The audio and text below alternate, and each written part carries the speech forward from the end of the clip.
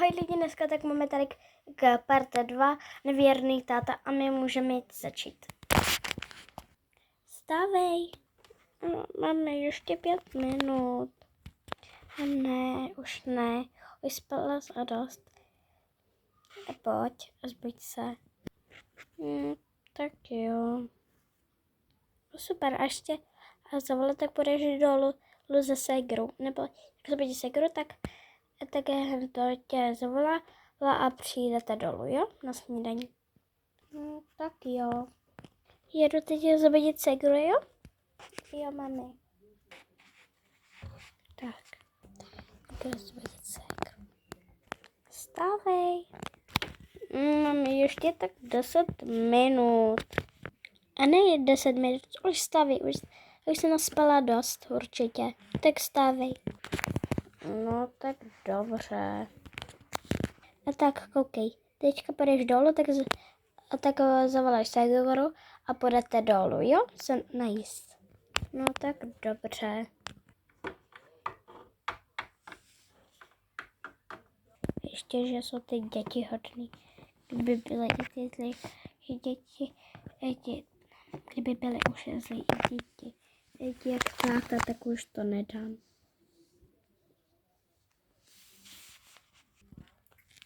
Už tam nic není. Tak. Hotovo.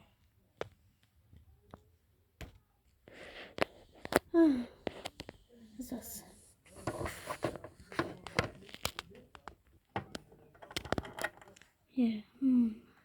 To mě teď do umyvadla.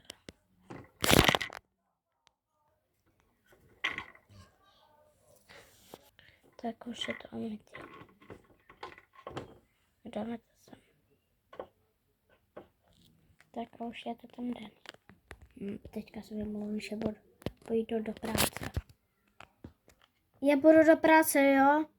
A nechceš jaký jídlo? Ne, nechci. A nazdar. Já už jdu.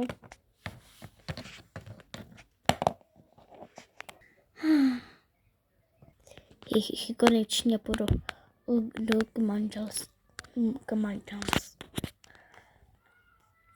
Mezi si tím u druhé manželky.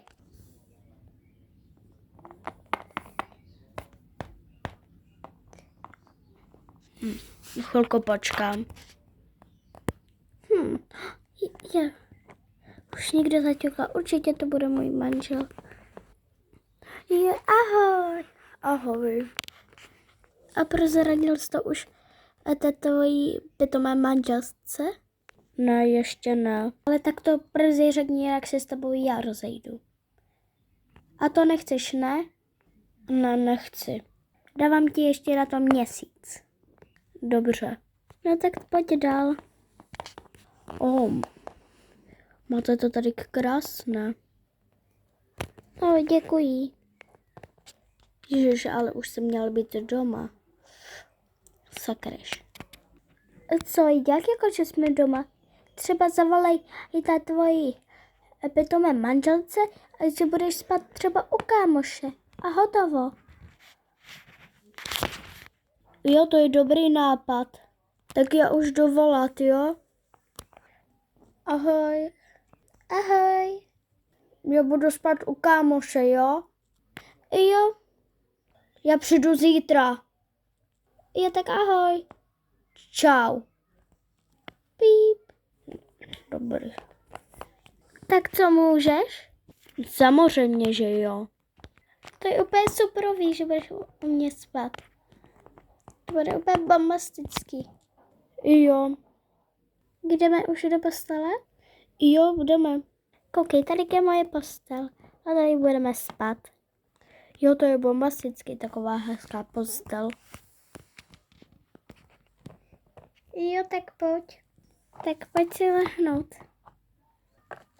Jo, už si jdu. To je bombastický. Vždycky takhle být spolu. To jo. Ráno. Zlato. No, co je? Já jsem těhotná. Cože? Jo. Zlato, já už půjdu domů, nebo musím.